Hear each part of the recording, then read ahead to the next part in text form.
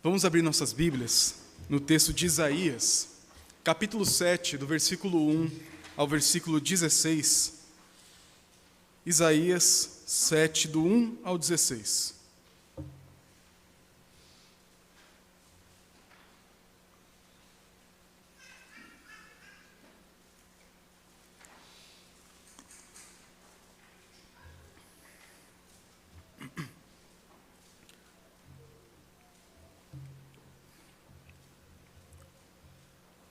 Isaías 7, do 1 ao 16, nos diz o seguinte: Sucedeu nos dias de Acás, filho de Jotão, neto de Uzias, rei de Judá, que Rezim, rei da Síria, e Peca, filho de Remalias, rei de Israel, subiram a Jerusalém para pelejarem contra ela.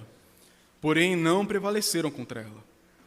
Deu-se aviso à casa de Davi: a Síria está aliada com Efraim. Então ficou agitado o coração de Acás e o coração do seu povo, como se agitam as árvores do bosque com o vento.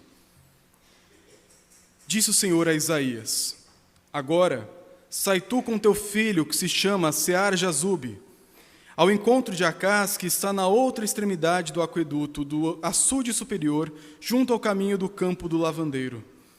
E diz-lhe: acautela-te e aquieta-te, não temas, nem se desanime o teu coração.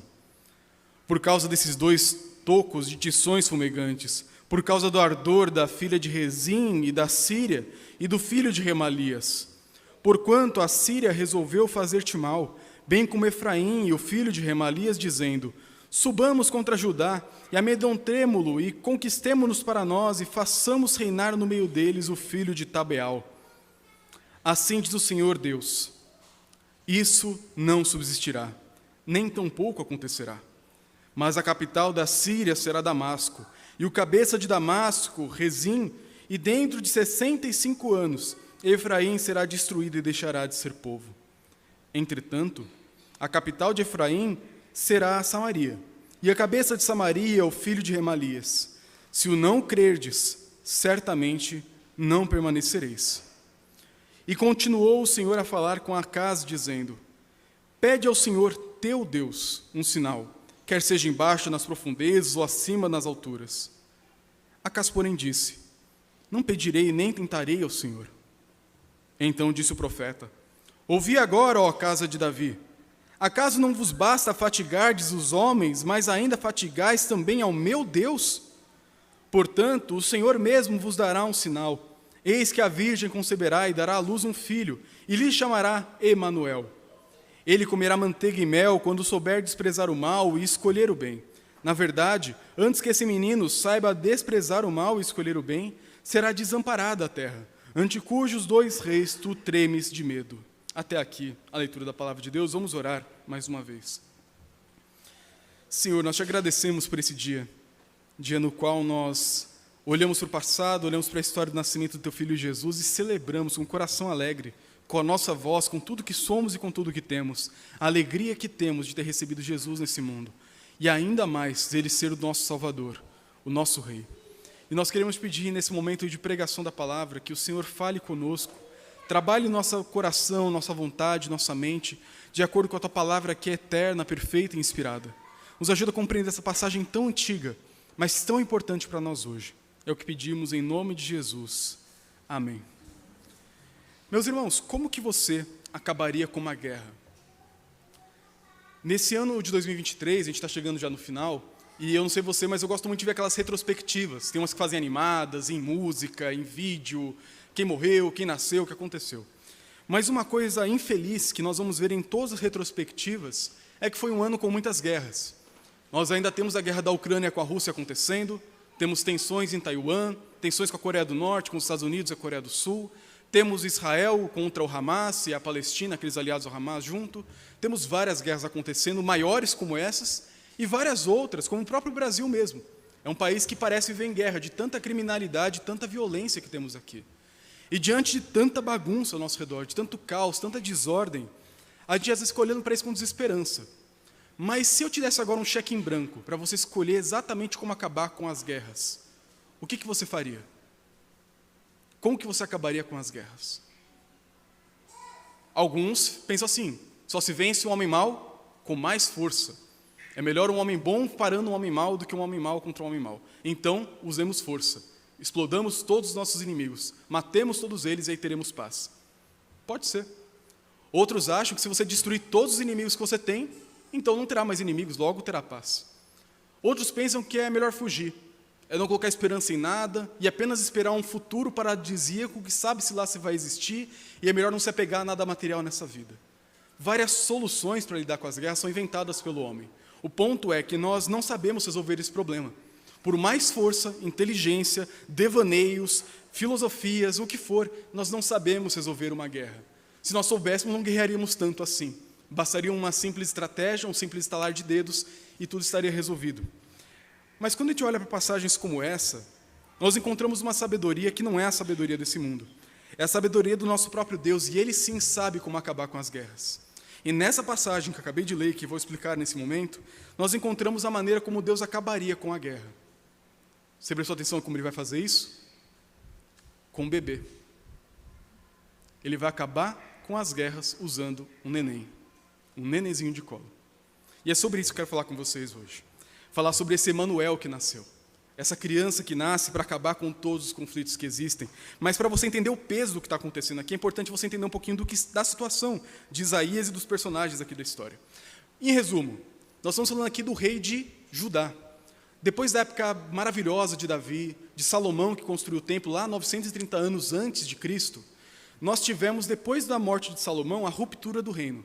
Reino do norte, 10 tribos, e o reino do sul com 2 tribos.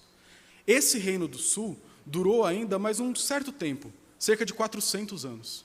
E nesses 400 anos que esse reino continuou existindo, com filhos e filhos e filhos na dinastia, esse reino teve altos e baixos, mais baixos do que altos, e dentro dessa história toda nós encontramos essa aqui. Nessa história, nós estamos falando de um rei Acás. Acás era filho de Jotão, filho de Uzias, neto do Uzias. E esse Acás aqui está vivendo 200 anos já depois de Salomão ter morrido. 200 anos depois que o reino se dividiu, já tinha muita história acontecendo aqui. E esse rei aqui, um rei mau, um rei fraco, cheio de problemas morais, ele estava enfrentando um grande problema. Porque a pequena nação de Judá tinha agora 2 inimigos. A Síria, um grande império da época, e o próprio reino do norte, uma nação irmã, que a princípio, por conta de vir da mesma origem, ser originalmente um único povo e se dividiu em 2 depois, não deveria guerrear. Deveria ter consideração com o povo irmão.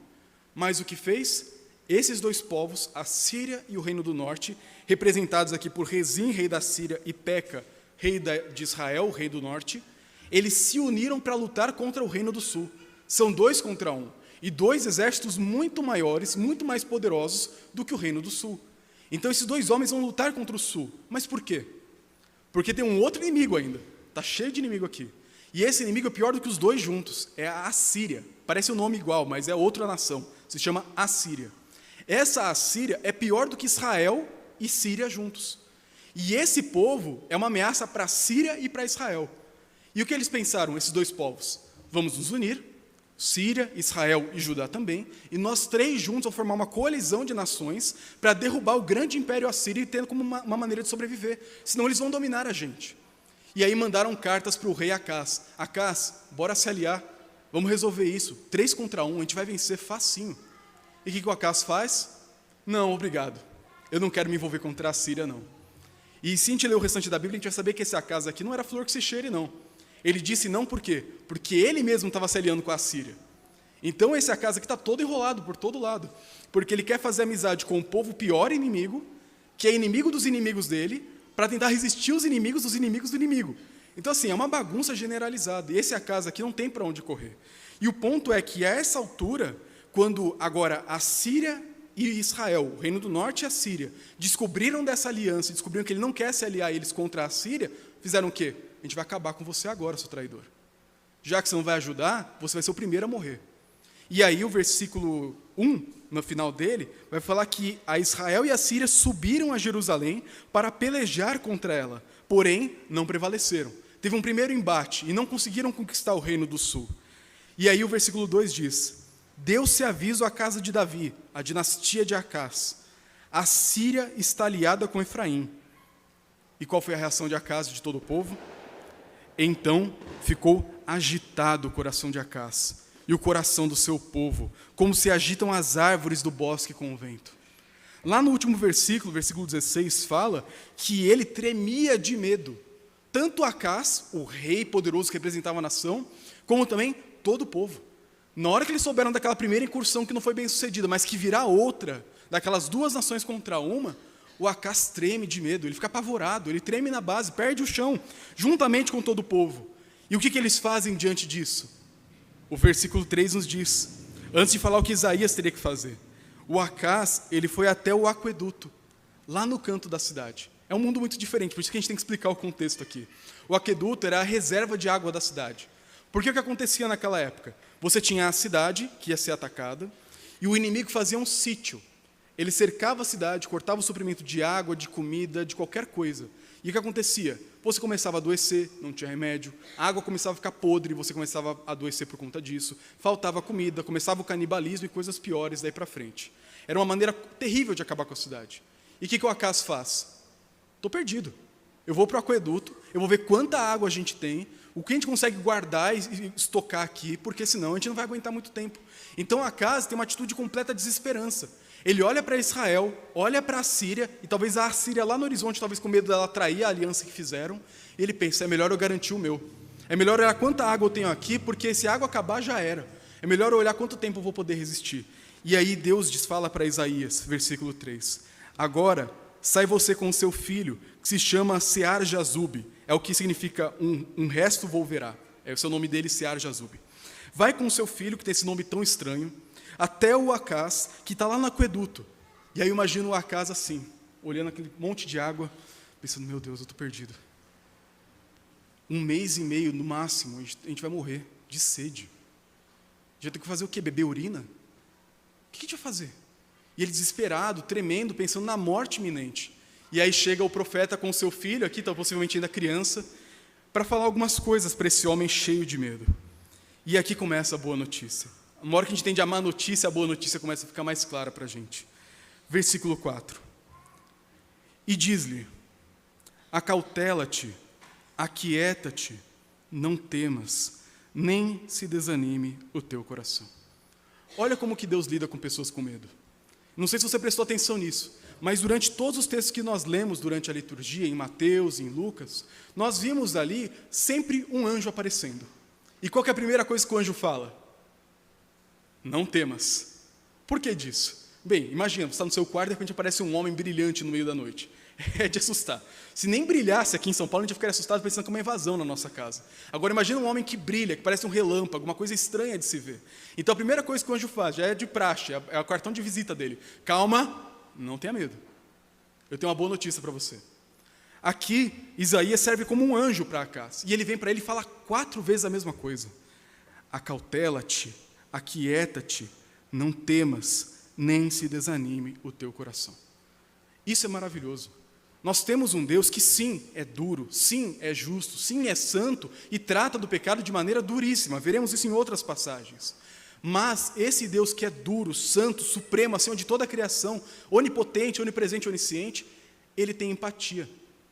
Ele olha para um homem todo errado como Acás, um homem incrédulo, um homem com medo, um homem que não confia no Senhor, um homem que fez aliança com um povo inimigo, um homem que tem tudo de errado na sua vida, e chega para ele e fala, calma, calma, calma, calma o coração. Eu tenho algo para te dizer. Isso mostra para nós que Deus não fica procurando gente perfeita nesse mundo. Deus não se importa com quão perfeito ou quão imperfeito você é. Ele quer falar com você e acabou. E quando Ele quer falar com a gente, Ele vem de maneira empática. É claro, às vezes vai ser um pouco dura a empatia de Deus para a gente. A gente espera que Deus trate a gente de um jeito, mas Ele tem o jeito dele de agir que é sempre o melhor. E na empatia dura de Deus, Ele fala isso. Calma, calma, calma. Segura a onda, Acás. Eu tenho algo para te dizer. E aí, olha a palavra de Deus no restante versículo 4. Acalma o seu coração por causa desses 2 tocos de tições fumegantes, por causa do ardor da ilha de Rezim da Síria e do filho de Remalias. Fica calmo. Essas 2 grandes nações, esses 2 grandes inimigos, para mim, na minha perspectiva como Deus, são como 2 brasas de uma churrasqueira que estão jogadas. Você olha para ela, bate um ventinho, aquela brasinha até acende, assim, fica meio alaranjada, brilha, apaga, brilha. É aquele carvãozinho que não é nada. Não é grande perigo, não vai começar um grande incêndio, não vai destruir grande coisa.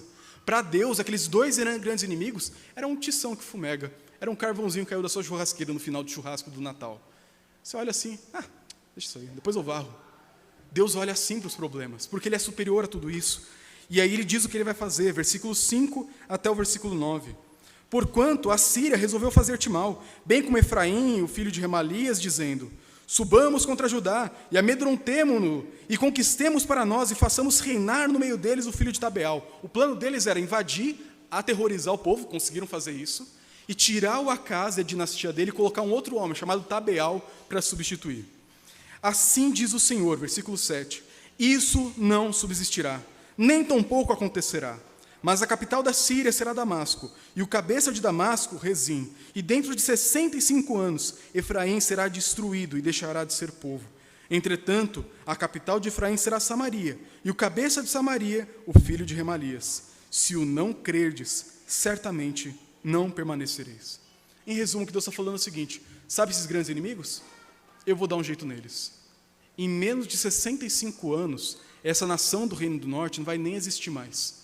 Na verdade, se a gente for bem preciso com as datas e as contas, eu fiz elas ontem e dá um pouquinho de trabalho, mas desde que Isaías falou isso em 735, passaram-se 12 anos e o Reino do Norte caiu pelo poder da Assíria. A Síria veio e destruiu o Reino do Norte. Mas então aqui não é 65, Deus errou a conta? Não é. É porque depois que a Síria invade, ela começa a mandar o povo de lá exilado para outros lugares, para destruir a cultura, e pega outros povos de outros lugares e coloca lá. Em 65 anos, trocou toda a população, de tal forma que o Reino do Norte acabou, não sobrou nada, não tem mais cultura, tradição, museu, não tem nada do Reino do Norte. Ele foi destruído. E ele também fala, sabe a Síria, o reino que também está aliado aí? Eu vou acabar com ele.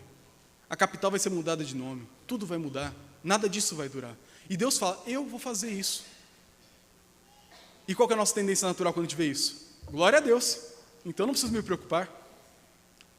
Mas Isaías chama a casa à responsabilidade. Na verdade, ele chama ele e toda a família, que está no plural, apesar de estar traduzido em português no singular. Se vocês não crerem, certamente não permanecerão. Essa seria a melhor tradução da passagem aqui no hebraico. O que ele está falando é o seguinte: olha, Deus falou para você ficar calmo.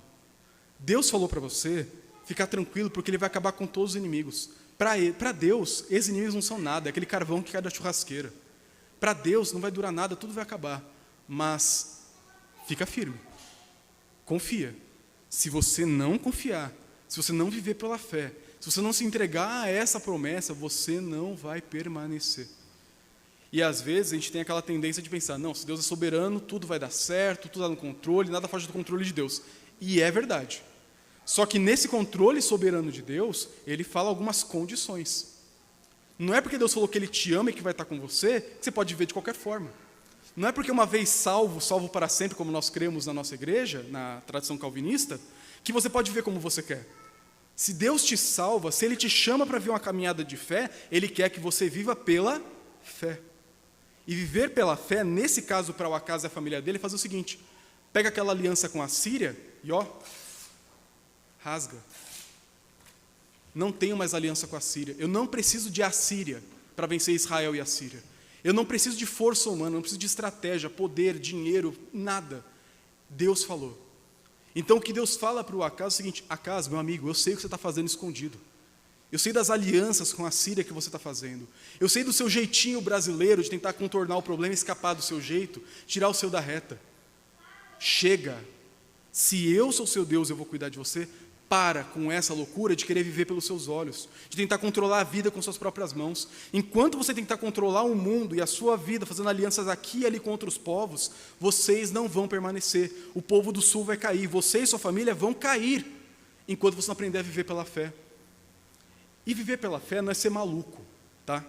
Alguns falam, não, tem que dar um salto de fé, que a fé cristã é uma maluquice, é crer em um homem que morreu, ressuscitou e está flutuando no céu. Gente, a fé cristã não é isso. A fé cristã é extremamente racional, a gente tem várias bases para isso. O ponto aqui da fé é que, diante das evidências claras que Deus dá na sua palavra, na história, no mundo, na ciência, Ele pede que você viva com confiança.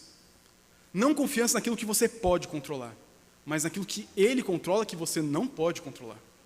No caso, para o Acaz, é abrir mão de todos os seus jeitinhos de controlar a vida. No seu caso aqui que me escuta, é você parar de tentar de fazer a vida, controlar nas suas rédeas, no seu tempo, do seu jeito, para que tudo aconteça da melhor forma possível. Porque se não for do meu jeito, vai tudo dar errado. Meu amigo, você é pó. Nós somos pó. A Bíblia fala isso no Salmo 103. Deus sabe a nossa estrutura, Ele sabe que a gente é pó. De manhã a gente fala, a gente está chegando perto do final do ano, você vai fazer um monte de metas para 2024, não vai cumprir metade delas. Deus já sabe disso. Ele sabe que você falou que nunca mais faria tal coisa e fez. E às vezes até esconde para não falar que não fez aquilo de novo. Deus sabe o quanto você é quebrado, fraco e não consegue sustentar as coisas que promete perfeitamente. Ele sabe que a sua vida e os seus planos não são algo que está na sua mão, não cabe a você. Por isso que ele falou isso para Acaz, naquela época, para a dinastia permanecer, e falar para você hoje: pare de tentar viver como se você fosse Deus, você não é. Eu sou Deus, e se eu sou Deus, viva pela fé em mim. Para mim, os inimigos são carvão. Para mim é fácil derrubar dois grandes impérios. Para mim é fácil pegar um império fraco como o Reino do Sul e fazer ele permanecer por milênios. Para mim é fácil. Você também acha que é só fazer do seu jeito, mas eu já te digo, não vai dar certo. Por isso, viva pela fé. Se você não viver pela fé, não dá para permanecer. E cada um de nós aqui é chamado para viver da mesma forma como Acaz foi chamado para viver. Eu já te adianto, Acaz não ouviu. Acaz não prestou atenção nessas palavras. Ele não viveu pela fé. Ele sustentou sua aliança com a Síria e anos, na verdade séculos depois, a própria Síria veio fazer mal na época do seu filho, dos seus netos e todos os outros povos. Acaz não prestou atenção nisso. Ele viveu pelos seus olhos e pelo seu controle. E tudo deu errado. O Reino do Sul, em 586 a.C., também caiu por causa dos babilônicos. Deus cumpriu a palavra: se você não crê, eu vou te derrubar. E ele derrubou de fato. Hoje Deus te dá uma oportunidade que ele deu para Acaz e que Acaz não aproveitou. De você parar de tentar controlar a vida com o seu próprio jeito, inteligência e sabedoria. Não é largar a vida e deixar a vida me levar, mas é viver com base nas promessas de Deus. E isso requer de você muito conhecimento e confiança da parte do Senhor. Basta você conhecer mais de Deus cada dia e aquilo que você conhece dele fazer parte do seu repertório. Eu sei que eu tenho um Deus, por exemplo, que me ama. Se Ele me ama, Ele não vai me abandonar. Eu não preciso ter medo disso. Eu tenho um Deus que enviou seu Filho ao mundo para morrer no meu lugar e me perdoar de todo o pecado. Por isso, quando eu pecar, eu não tenho que me martirizar. Eu não tenho que pagar meus pecados. Eu não tenho que cumprir uma promessa para algum Deus ou entidade. Ele já me perdoou. Eu vivo pela fé, na confiança de que o sangue de Jesus me purifica de todos os pecados. Viver pela fé não é dar saltos no escuro, não é comprar um terreno sem dinheiro para pagar, mas é você viver de acordo com a palavra de Deus, tudo aquilo que Deus fala que Ele é e que Ele fará na sua vida. E depois de ter dado essa exortação para Acaz, que a gente já sabe que ele não escutou, Deus dá mais uma oportunidade. Olha o quanto ele amava esse homem todo rebelde. Versículo 10. E continuou o Senhor a falar com Acaz, dizendo: pede ao Senhor teu Deus um sinal, quer seja embaixo nas profundezas ou em cima nas alturas. Em outras palavras, Deus está dando um cheque em branco para Acaz. Pede o que você quiser. Pede qualquer coisa para eu fazer. Pode ser 3 arco-íris no céu no mesmo dia, uma constelação de planetas, um eclipse solar. Você pode pedir para o mar secar. Você pode pedir qualquer coisa que eu vou fazer para mostrar o quanto a minha palavra é confiável e o quanto eu vou cuidar do povo da aliança. Ele fala: pode pedir o que você quiser. Imagina se pedisse isso para a gente. O que você pediria? Eu não sei. É tanta opção, é tanta coisa, imagina. Deus fala assim: pede o que você quiser que eu vou fazer para te mostrar o quanto eu sou fiel. E o Acaz tem uma resposta que parece piedosa. Olha o que ele diz, versículo 12. Acaz, porém, disse: não pedirei, nem tentarei ao Senhor. Nossa, olha que piedoso. Ele não precisa ver um sinal para acreditar. Balela, falsa piedade. O Acaz não pediu porque ele não acreditava. Ele não pediu porque ele já tinha umas tramóias com o outro império. Ele não pede, ainda com uma desculpa de não tentar a Deus, não é porque ele estava citando Deuteronômio 6. É porque ele é ímpio. Ele não queria acreditar que Deus ia fazer um sinal. Ele não queria, dar o braço a torcer de, poxa, agora que Deus mostrou, não tem opção. Ele queria seguir do jeito dele, um homem duro de coração. E olha o que o profeta diz depois. Ouvi agora, versículo 13, casa de Davi. Aqui é o acaso, toda a família ouvindo. Acaso não vos basta fatigardes os homens, cansar os homens, mas ainda cansas também ao meu Deus? Olha como mudou o discurso. No versículo 11, pede ao Senhor teu Deus. Aí o Acaz: não vou pedir nada. Olha como é que fala agora de Deus. Mas ainda fatigas também ao meu Deus.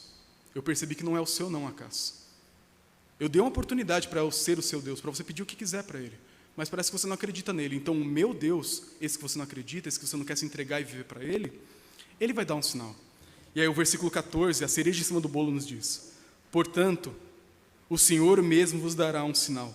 Eis, preste atenção, a virgem conceberá e dará à luz um filho, e ele será chamado Emanuel. Ele vai comer manteiga e mel quando souber desprezar o mal e escolher o bem. Na verdade, antes que este menino saiba desprezar o mal e escolher o bem, será desamparada a terra, ante cujos 2 reis tu tremes de medo. Deus fala o seguinte: eu vou te mostrar um sinal, sim, Acas. Vai nascer um bebê. Esse bebê que vai nascer, aqui é de uma virgem, aqui é virgem no sentido de que ainda não está casada, tá? Aqui pode ser uma moça que vai casar e vai ter um filho como qualquer pessoa teria. Aqui não é que necessariamente essa mulher aqui do texto vai ter um nascimento igual ao caso de Jesus. O que ele está falando é o seguinte: sabe uma moça jovem em idade para casar? Ela vai ter um filho. E essa moça vai pôr nesse bebê o nome de Emanuel. Naquela época, os nomes eles tinham um significado meio que profético. É o nome que alguns comentaristas usam. Porque o nome carregava uma mensagem. Um judeu entendia assim: o nome do meu filho representa a sua identidade e a sua missão. No meu caso, hoje em dia é difícil a gente acertar exatamente a etimologia dos nomes. Mas o meu nome é Gunther, esse nome esquisito, né? E uma vez eu fui pesquisar, e segundo as melhores pesquisas que eu fiz, Gunther significa guerreiro que não desiste. Tipo resiliente, um guerreiro resiliente, algo assim. Tento levar isso para a minha vida, mas eu sou pó e às vezes eu não tenho tanta resiliência como eu gostaria. Mas os judeus levavam isso muito a sério. Os nomes tinham um peso muito grande para a vida da pessoa. E tanto que o nome de Isaías chamava Um Resto Volverá, Sear-Jazub. Ele ainda vai ter um filho com um nome ainda pior no capítulo 8. Esses nomes mostravam o seguinte: o primeiro filho de Isaías, Sear-Jazub, Deus vai trazer juízo, mas um remanescente vai voltar. Deus castiga, mas ele tem misericórdia. A vida do filho de Isaías é mostrar para o povo, quando eles chamassem ele pelo nome, de que Deus castiga, mas ele tem perdão. Ele disciplina, mas ele restaura. E agora, essa outra criança que vai nascer, que a gente não sabe exatamente que criança era essa na época de Isaías, o fato é que a criança nasceu meses depois. Alguns vão dizer que é o próprio filho de Isaías, o segundo filho dele, terá o nome de Emanuel, que significa Deus conosco. O Deus que está perto de nós. E qual que era a importância disso naquela época?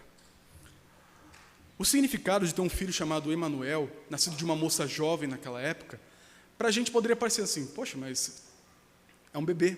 Eu queria uma bomba para acabar com a Síria e com Israel. Eu queria um exército aliado, eu queria alguma coisa para realmente resolver esse problema. Isso é o que o Acas talvez gostaria de pedir para Deus. Deus, mata todo mundo. Sabe, joga uma bomba ali, acabou. Resolve um problema, Deus.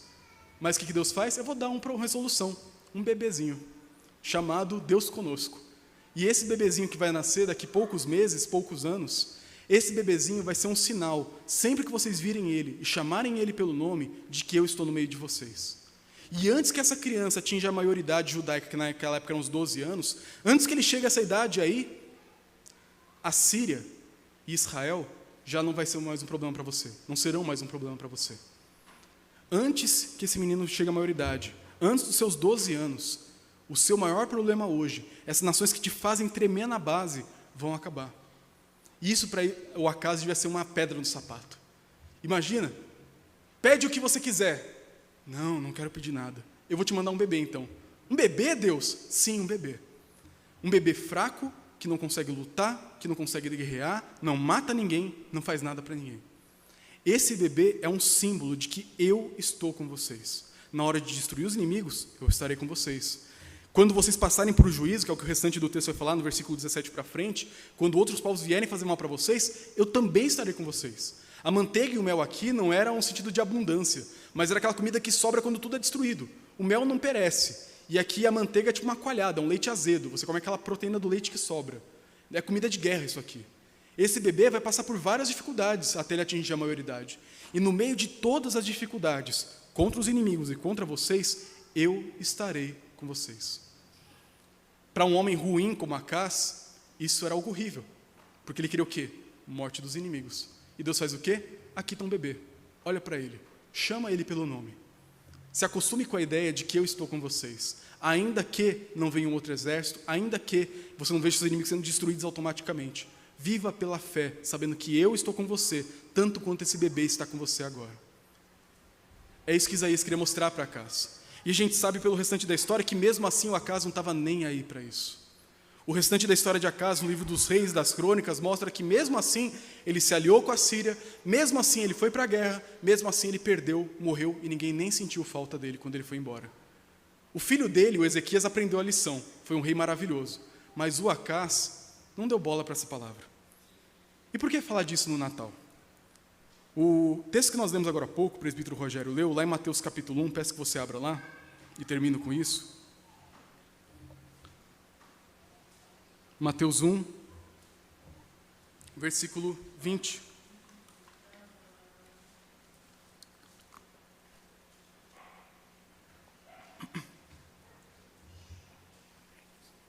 José ficou sabendo que Maria estava grávida. Por amar muito Maria e não querer que acontecesse nada pior com ela, ele pensou em ele abandonar. Ele pareceu o mau caráter da história que largou a esposa grávida, com o filho dele que não era dele. E ele, nessa tentativa de proteger a honra de Maria, nesse plano que ele tinha, no meio da noite, um anjo aparece para ele e diz: não temas, filho de Davi, não temas receber Maria por tua mulher, porque o que nela foi gerado é do Espírito Santo. Ela dará à luz um filho, e lhe porás o nome de Jesus, porque ele salvará o seu povo dos pecados deles. Ora, tudo isso aconteceu para que se cumprisse o que fora dito pelo Senhor, por intermédio do profeta Isaías. Eis que a virgem conceberá, e dará à luz um filho, e ele será chamado pelo nome Emanuel, que quer dizer Deus conosco. Lá em Isaías, a palavrinha hebraica para virgem é uma mulher jovem que pode casar. Quando Mateus vai citar aqui no grego, séculos depois, 700 anos depois, ele pega uma palavra no mesmo campo semântico, isso aqui parece nerdice, mas é muito importante para você entender. Aquela palavra no hebraico, alma, ela tem várias traduções possíveis: virgem, moça, jovem desposada. E Mateus escolhe uma tradução específica, Neanias, que significa virgem, virgem mesmo. Não teve relações. E ele pega uma das palavras que pode ser traduzida daquele termo e mostra: agora, aquela história de Isaías, de 730 anos atrás, está se cumprindo na sua plenitude. Naquela época, aquele bebê, o Emanuel, que nasceu, viveu e morreu, aquele bebê com um nome simbólico, serviu para aquele povo, naquele momento de crise total, destruição total da civilização, olhar para aquele bebê e saber: temos um Deus que se importa, temos um Deus que está conosco, temos um Deus que pode livrar os seus inimigos, o seu povo dos seus maiores inimigos, a Síria, Israel, a Síria, a Babilônia, o que for. E o povo não aprendeu a lição. Agora, 735 anos depois, essa palavra se cumpriu em sua plenitude. Agora, uma mulher de fato virgem vai ter um bebê de uma forma miraculosa, pelo próprio Deus. E esse bebê não vai ter só um nome que simboliza de que Deus está conosco. Esse bebê é o próprio Deus conosco. E eu volto naquela primeira pergunta: como que você acabaria com uma guerra? Deus acaba com guerras usando bebês. Naquela época, ele usou o bebê Emanuel, lá 730 anos atrás, na época de Jesus, antes da época de Jesus, para acabar com a guerra contra a Síria e Israel. A promessa que estava naquele nome daquele bebê é de que Deus livraria os inimigos do seu pior inimigo daquela época. Quando Jesus vem, a ideia é exatamente a mesma. Mas eu te pergunto, quem é o inimigo aqui? A Síria não existe. Síria já era. Israel não tem mais. Babilônia não tem mais nada no mapa. Quem é o inimigo que esse Emanuel veio para nos livrar? Você sabe? Não é Roma. Muitos pensavam que era. Naquela época o Império Romano dominava toda a Palestina, a Grécia e o Mediterrâneo. E muitos judeus da época de Jesus olhavam para Jesus e pensavam: esse aí vai ser o Messias, esse aí vai pegar a espada, a peixeira e vai matar todos os romanos e vai instituir o reino de Deus na terra. Esse aí é o cara, ele vai acabar com os inimigos. E Jesus fez algum mal para algum romano? Não. No momento da sua morte, olhou para aqueles romanos que estavam matando ele da forma mais cruel e brutal e vergonhosa e falou: Pai, perdoa-lhes os pecados, porque não sabem o que fazem.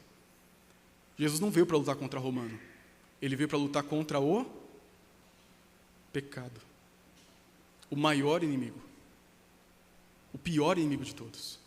Por conta do pecado, Deus, o Pai de Jesus Cristo, o próprio Senhor Jesus, o Deus Trino, odeia a humanidade. Deus é tão justo, como diz o Salmo 5, que ele não pode nem contemplar o mal, ele não pode nem olhar o mal e fazer vista grossa. Pensa, alguém é tão perfeito, tão puro, que ele não pode nem olhar para aquilo que é imperfeito. Aquilo ofende o caráter dele. Deus é assim. Ele criou um mundo perfeito lá em Gênesis. O homem, por conta do seu pecado, enfiou o pecado em todo mundo, estragou a criação. Deus, por sua justiça, tem que destruir o mundo, por ser justo. Isso é bom. A gente tinha que aplaudir Deus pela destruição do mundo. Ele seria justo em fazer isso, com meteoro, fogo, o que fosse. Ele seria belíssimo, justo e santo em fazendo isso. Mas esse Deus justo e santo que deveria fazer isso, teve misericórdia da gente. E decidiu mandar um bebê para acabar com o problema do pecado. Esse bebê que nasceria de uma virgem, em Jerusalém, em Belém. Esse bebê que nunca levantou uma espada, ele, na cruz, com a sua morte, ele venceu o maior inimigo de todos, o pecado. E como diz Paulo na carta aos Romanos, por meio de Cristo Jesus nós temos paz com Deus. Aquilo que nos colocava em pé de guerra com um inimigo muito pior do que a Síria, Israel, Babilônia, Assíria, o que for, o pecado, nos colocava em guerra contra Deus. E Deus deveria, por sua santa justiça, nos destruir. E isso seria bom e justo. Mas ele faz o quê? Manda um bebê para acabar com a guerra entre Deus e o homem. E esse bebê veio dele. Ele teve iniciativa, ele amou, ele enviou, ele entregou o próprio filho para ser morto em nosso lugar. Carregar na cruz todos os seus pecados, do passado, do presente e do futuro, para que nada, absolutamente nada, como diria Paulo em Romano, nos separe do amor de Deus. Absolutamente nada pode te afastar dele. Porque uma vez que o bebê Emanuel nasce, a guerra acaba. Com a sua morte, o motivo de rebelião do homem contra Deus acaba.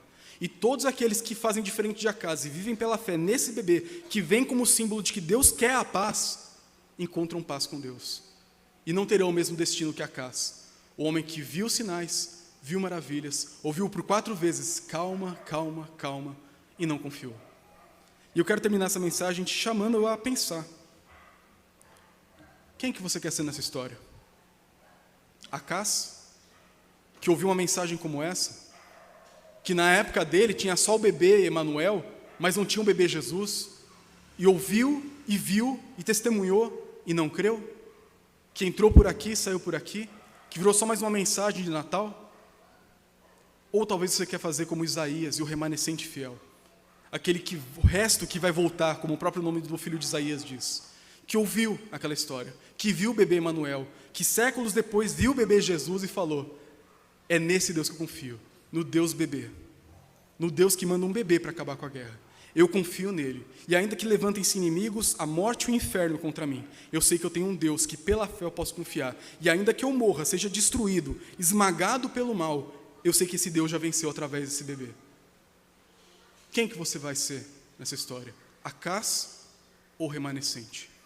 Você vai celebrar esse Natal celebrando o Deus menino que nasceu? Ou talvez assim, eu queria uma bomba. O ponto é, meus irmãos, Deus mandou a solução. Ela já veio. E um dia ela vai voltar para encerrar essa história. Como dizia o pastor Felipe, esse bebê cresceu. E um dia ele vai voltar. E quando ele voltar, ele vai te perguntar, e aí? Acas ou remanescente? Vai crer no bebê ou vai crer em você? Vai tentar controlar, fazer alianças, dar um jeitinho na sua vida, tentar fazer a vida perfeita segundo seus próprios olhos?